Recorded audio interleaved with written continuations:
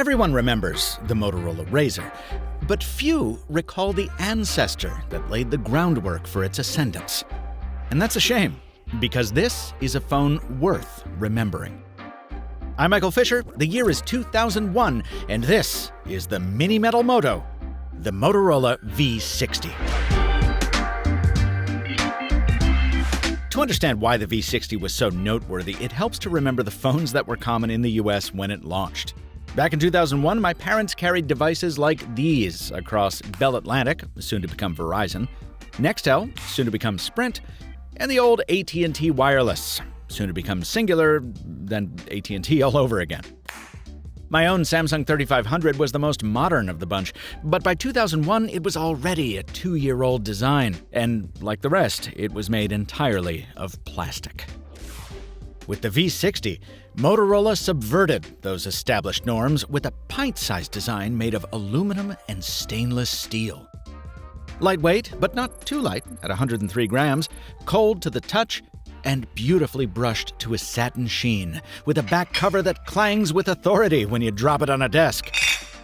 And even as compact and design-forward as the V60 was, Motorola still managed to pack in new features, like a cover screen, so you didn't need to open it to see who's calling, while preserving other common conveniences of the time, like removable batteries.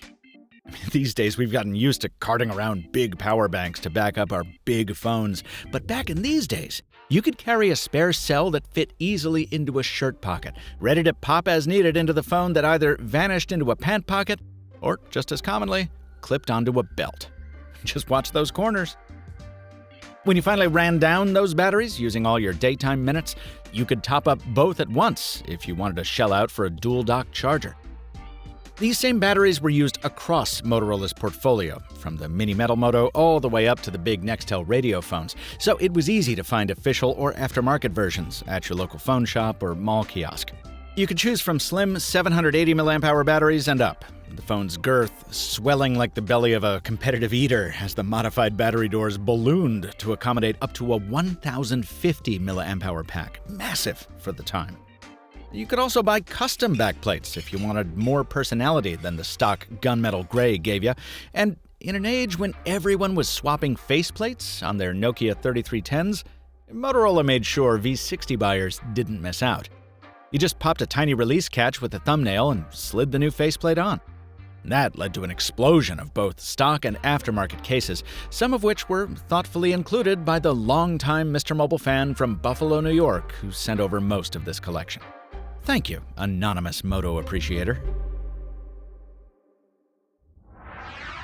You've probably noticed by now that case color and battery size aren't the only things setting all these V60s apart. The line was so successful that it would spawn a slew of silver sequels stretching all the way out to 2005. An alphabet soup of suffixes tagged onto the end of each V60 denoted different features or network compatibilities. C for Verizon CDMA, T for AT&T's TDMA, G for GSM, you get it. Those different air interfaces demanded different antennae as well. Notice how the straightforward stub of the V60X differs from that of the TDMA model, while Verizon's networks demanded first the extendable version of the same, and finally a full-height aerial at the end. Some of these antennas became infamous for breaking off, by the way, which I remember well because at my first cellular retail job, I had to learn how to replace them.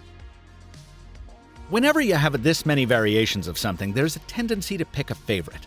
And while later models would modernize the line with newer features I'll talk about in a second, for me, it just doesn't get any better than this V60C for Verizon. The contrast of bright brushed metal with that black checkerboard inlay, the declarative boldness of the Motorola logo, and the inverted version of the same on the caller ID screen when you opened it up. Even that extendable antenna with its big loading coil, it just all works.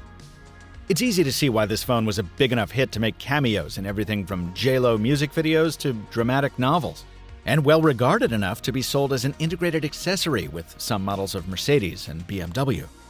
That tiny 96x64 black and white display is just so deliciously retro, especially once you fire up the backlight, whose Indiglo Aquamarine was a big upgrade over the bile yellow side lighting that prevailed at the time. There was no Bluetooth, certainly no camera. If you wanted a gimmick, you got voice notes. Yeah, you held down the side key and left yourself a reminder to buy tickets to Minority Report or, in my case, Drunken Advice, usually recorded in the midst of a roaring college party. Reminder, figure out how to do flash animations so you can get a job at Newgrounds. The ringtones were gloriously monophonic, which you could compose yourself if you had the patience, or just stick with the stock selection, so familiar to anyone who grew up in this era.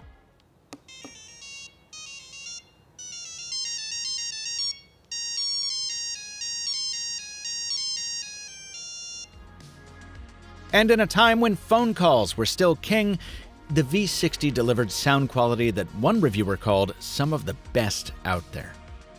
All of that helped justify its high launch price of around $400, or about $660 today.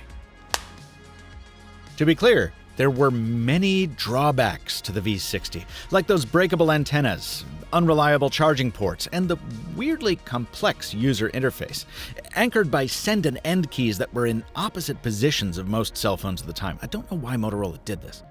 But the company did its best to iron those out with upgrades to the model through 2003, when a bitter rivalry between two carriers led to a total reimagining of the V60. I'll show you those final, wonderfully weird models right after this.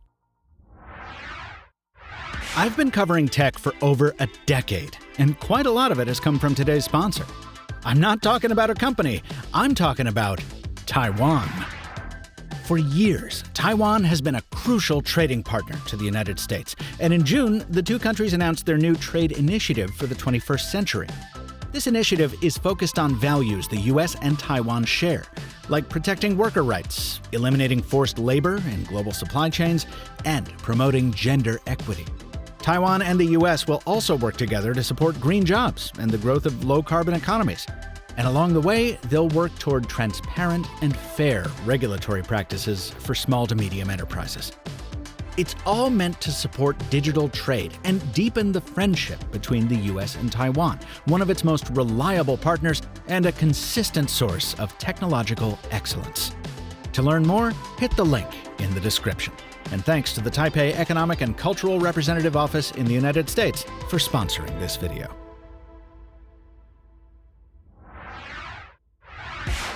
Before I became sentimental about them in retrospect, the V60's tiny screens and lack of any whiz-bang accessories became a real problem as the competition included more and more features, not least of which were built-in cameras.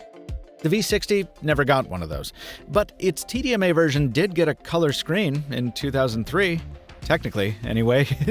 It was an utterly drab STN LCD crammed into an even smaller footprint, but as the branding on the cover proudly proclaimed, it was technically color. And that combined with the new D-pad below meant you could play brew games like Kick Champion and Moto GP. It's no Genshin Impact, but there's something endearing about the simplicity of these early mobile games, whose ambitions ended at helping you burn time in line at the grocery store, but which were quite addictive nonetheless. It would take Verizon Wireless, seeking to steal customers from rival Nextel, for Motorola to give the V60 the wonderfully weird makeover that it would ultimately go out on. In a previous episode of this series, I told the tale of how Nextel skyrocketed to success on the back of big spending users dependent on its Direct Connect push-to-talk feature. And in 2003, Verizon finally launched its competing service on the specially built V60P. To make it work as a walkie-talkie, Motorola added a dual-vent speakerphone on either side of the keypad, push-to-talk and speaker mode buttons to toggle it, and the biggest battery the company offered. Look at the size of this meatball, which proved necessary, since Verizon's PTT service absolutely devoured power at the start. On top of that, it suffered from latency and reliability problems, and the whole thing ultimately fizzled, leaving Verizon with a lot of V60P dead stock. Its solution? To ask Motorola to rebrand them as V60S models, with the push-to-talk button reassigned as a second smart key. That's the one I've got here. The final chapter for the V60 was built atop those, but it was so significant an overhaul that it demanded a new model number. The V65P, later also offered as the V65S, was an almost totally reimagined phone. Both displays were bigger. The inner screen sported real color this time, And the redesigned keypad's blue backlighting was ratcheted up to make sure everyone knew that this phone was with it. The very loud speaker that came over from the previous model made the new polyphonic ringtones sing.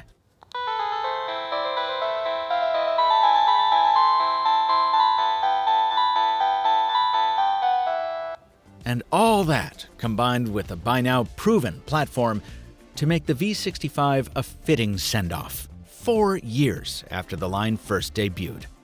Oh, an interesting side note, the same basic design had come to Sprint in early 2004 as the V60V, rekindling a long-chilled relationship between Sprint and Motorola. Ultimately, though, a send-off it had to be.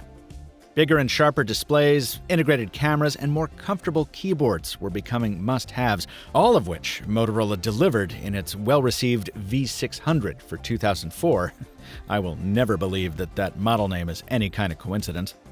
And then, of course, the RAZR would launch as the V60's true replacement, changing the face of the flip phone forever. The Motorola that brought us that RAZR, and the V60s before it, has been legally gone for some time now. Its mobile division gobbled up by Google in 2011, then sold to Lenovo in 2014. But despite that double acquisition, much of the spirit and institutional knowledge that gave us the V60 seems to live on in the Motorola of today. That's the impression that I got, anyway, after the company brought me, along with other members of the media, to its Chicago headquarters for a set of briefings this week. And I got to talk to several employees who've worked there since the V60 was still on store shelves. While I can't yet share what I was briefed on, the fact that there's so many legacy employees still actively working at the company, well, it has me hopeful that maybe it has another V60 or RAZR or Moto X up its sleeve. At any rate, it was a privilege to film portions of this video on the stomping grounds of a brand that helped define mobility with devices like the V60. Back when antennas extended, headphone jacks were still around and still 2.5mm, and phones were fun. Disclosure: Motorola provided travel, lodging, and entertainment for my visit to Chicago for the June 2022 media briefing, but this video was already on my schedule, and the timing of that briefing was just a happy coincidence. In any event, I never give manufacturers editorial input of any kind into my content, nor early previews of same. You're seeing this for the first time right alongside Motorola. If you'd like to continue down the retro rabbit hole, check out my episode on the AOL Mobile Communicator, also from 2001, or see what old flip phone ideas I think would help the modern foldables gain the traction I believe they deserve on MrMobile's other series, Into the Fold. Until next time, from Michael Fisher, thanks for watching, and stay mobile, my friends.